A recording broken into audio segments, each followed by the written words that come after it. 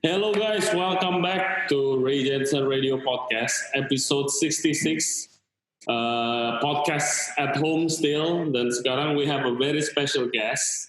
Chef ini tadinya kita udah mau podcast bareng bulan Februari kemarin waktu dia lagi ke Jakarta.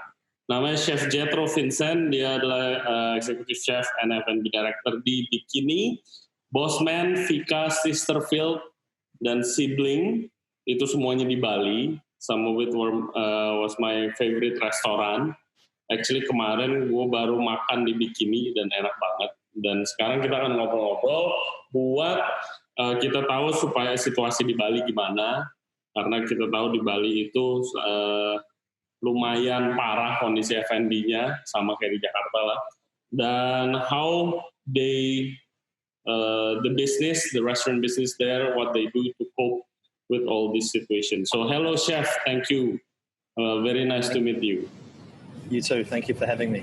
Yeah, so please chef, please introduce yourself to our listeners first.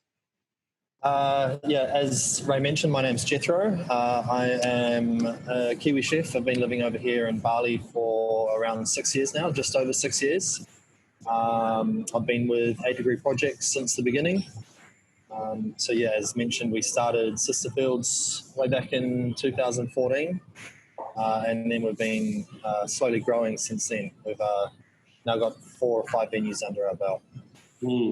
So you since it's open? Yep, since a month prior to opening Sisterfields, and then a year and a half later we opened Bossman. Then another year later after that was Bikini, and then we've opened Sibling as well. Fika was open in September. September we opened Fika. So, yeah, look, pretty unfortunate situation to be opening a venue and then, a couple of months later closing it again. But hey, this is unfortunate timing and things you have to deal with sometimes. Yeah, I just have to mention I have a really great time at Bikini on February. I went there. The food was excellent. Yeah. Bossman and Sisterfield, I go every time. I eat there every time I go to Bali, basically. Nice, thank you very much. We hope to see you again sometime soon. When I came to Bali, definitely I will go eat at one of your restaurants, chef. And how's the current situation in Bali? Yeah, right now.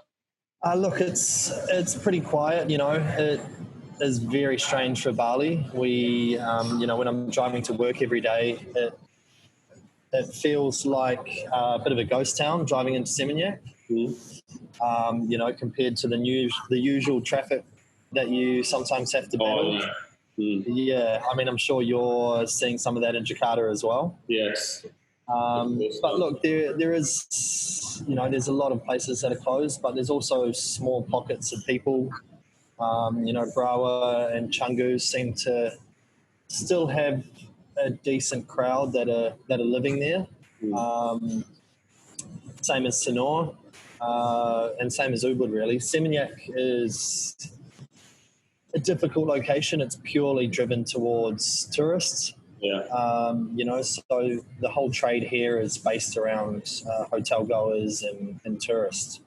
So without that trade coming through, it really is struggling. It's like I said, it's a bit of a ghost town. Is all the restaurants in 8 Degree Projects is closed now, or some of it's still open? So Fika and Bikini are closed. Sisterfields was closed. We opened last Monday. So we've reopened the doors. We've kind of refitted the dining room. So, kind of adhering to social distancing practices. Once before, we seated around 100 people, maybe 120 people total. Now we have seats for between 30 and 38. So we've really spaced out that dining room. We've brought a lot more greenery into the space, livened it up a bit. That has been open for a week now, and then Bossman has been open trading for just over 2 weeks. It's interesting because here in Jakarta we are not allowed to open for dine-in customers, only for deliveries. So in Bali it's okay, right? There hasn't been any government lockdowns. Okay. It was more based on ethical practices. Really, we closed all of our venues for a month, just while we assess things. A couple of weeks, or 3 or 4 weeks later, we opened Bossman and Sisterfields just for takeaway. Okay. So we're doing takeaway and delivery.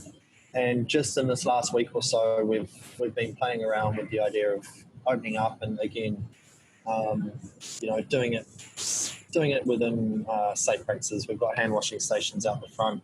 The dining room is super spaced out. It's a completely different Sisterfields. I'm sure you come here normally and there's a queue out the front. Yeah, it's full, it's noisy. Now it's very much a calm, soothing cafe, so to speak. How's doing the takeaway thing with like Sisterfield? Like Bossman, I imagine there will be no problem, but I never imagined like getting a takeaway from a restaurant like Sisterfields when I go to Bali. Yeah, look, it's a tough market, We're doing what we can to adapt. But even Bossman is, turning over a fraction compared to what it used to. There's, with no flights coming in, there's a certain amount of people still here. And then there's only a certain amount of those people that want what we offer, so it's tough. We're trying every day. It's been part of the adapting for other venues, other locations, and, opening up these ghost kitchens. But look, it's tough. Everyone's really feeling it. Yeah. And tell me about your the ghost kitchen concept. This is the first time I ever heard of ghost kitchen. Is it like a pop-up? Essentially, it's a kitchen with no dining space. So these venues aren't open for dine-in. They're essentially, a ghost kitchen. There's no shop front. There's no location that people can come and sit down and dine. It's purely just to facilitate that takeaway and delivery market. Again, we're trying to, play it safe and, make sure we're doing what we need to be in control of the situation. And part of that is by opening up these ghost kitchens. It's not typical that someone in Sonora or Ubud would even order something from us, being that we're all the way down here in Seminyak. Yeah. So look, it's a good chance for us to adapt to the current climate within the hospitality industry, but it's also a good chance for us to test different markets and, test different locations.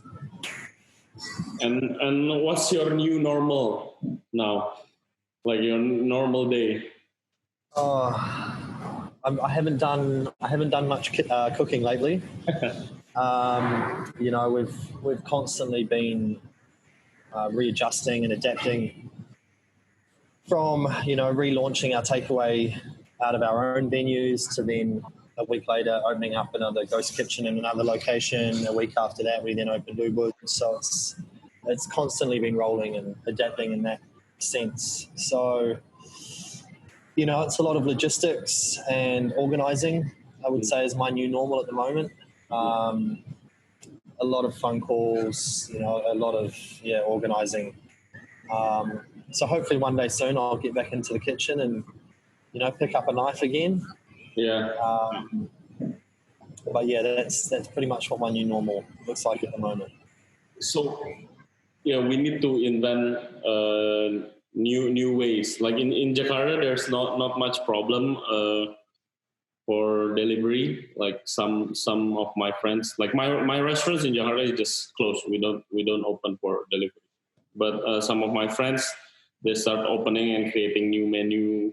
Like my friends has really successful burger joint. Now their business is increased actually. With So you're constantly looking on social and seeing ways that chefs and restaurants are adapting, and it's amazing to see. The industry is very resilient, but unfortunately for us here in Bali, those the scope of those offerings require cities. They require people that live in those areas that are stuck at home and still need dinner. Whereas in Bali here, we're so tourist orientated that without the tourists, there's actually no one to pick up that trade and that offering. No tourists. It is so small. No tourists at all. No. Wow. Yeah, so I would love to be. We've thrown around so many ideas of different offerings, different packs, that sort of thing that you can be doing, and it's tough, Yeah. Yeah. But I think what you're doing is great, because we just cannot just give up and do nothing. Oh, I think. Yeah. Look, that's the last thing we need to be doing. Like I said, the industry is a very resilient one, and we're very quick thinkers. So it should be easy for us to pivot and adapt. And look, it's just about doing exactly that and making sure we're still standing on the other side when everyone starts to come back and things go back to normal. How about the staffs at your restaurant? Is they are working in the ghost kitchen as well? Yeah, it's a very hard aspect to what's going on. We've typically got around 400 staff, and currently we have 60 of those 400 staff that are working across the different venues. So we're just trying to do what we can to then continue increasing the need. Therefore, we can increase our staffing quantity back to where we normally sit, and we can re-employ those people that are waiting for their jobs to come back. So back to the ghost kitchen. So this ghost kitchen is what menus are you selling? So Ubud and Sonor are purely Bossman. So they're just slinging burgers 12 till 9 every day. Ubud's a little 12 till 7 due to the restrictions with the Banjar there. Okay. So they're just focusing on Bossman. It's definitely our most appropriate offering for takeaways and deliveries, like you said yourself. Sisterfields is doing a couple of takeaway and deliveries, but not a huge amount. So the next step for us will be to look at branching out into the Brawa and Canggu region. Okay. Hopefully there's something coming up there very soon that we can then look at a pop-up for that area. So, somewhere where we can actually offer a restricted dining offering. No, that's good. Yeah. And when do you think this whole thing will be over and we can do, like normal kitchen service again? I don't know, man. It's all very well us being ready here in Bali and in Indonesia, but it's still reliant on the rest of the globe. It's depending on when they will travel, when they will start coming back. It's very hard. The challenges is like just not like how to open. It's easy, but I don't think like when, for example, if I open my restaurant maybe next month, there'll still be no one wants to go there and hang out and eat and sit at the bar, right? And look, there's so much conflicting information out there. It's very hard to determine what's right and what's wrong at the moment, and all we can do is make the best decisions and adapt accordingly. And when will it go back to how it was in 2019? I don't know. It's a tough question. Yeah.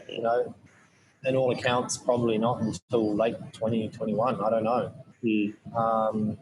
But look, hopefully it makes us all assess what we're doing, and maybe the way we adapt is going to hopefully make things turn out for the better. Maybe we will become more resourceful, more ethical. Maybe our waste management might be better. Who knows the way we're going to adapt and pivot through this, but I believe we'll come out better on the other side. It might be a long, hard journey, but, I have hope.